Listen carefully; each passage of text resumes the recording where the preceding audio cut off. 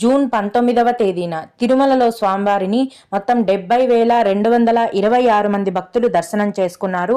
అందులో స్వామివారికి మొత్తం 31,960 మంది భక్తులైతే తలనీలాలను సమర్పించారండి. నిన్నటి రోజున తిరుమలలో శ్రీవారి హుండీ యొక్క ఆదాయం అనేది 4,30,00,000 రూపాయలు.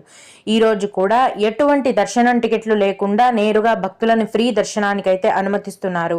టికెట్స్ లేకుండా డైరెక్ట్ గా వెళ్లే ఫ్రీ దర్శనానికి ఈ రోజు కూడా దాదాపుగా 18 నుంచి 20 గంటల సమయం అనేది పడుతోందండి. తిరుపతిలో ప్రతిరోజు ఉచిత సర్వదర్శనం టికెట్లను కేటాయిస్తున్నారు. ఈ సర్వదర్శనం టికెట్లను తీసుకొని దర్శనానికి వెళ్తే గనక ప్రస్తుతం దర్శనానికి 6 గంటల సమయం అనేది పడుతోంది. 300 రూపాయల దర్శనం వారికి మరియు 500 రూపాయల దర్శనం టికెట్లు కలిగి ఉన్న భక్తులకు దర్శనానికి దాదాపుగా 5 గంటల సమయం పడుతోంది.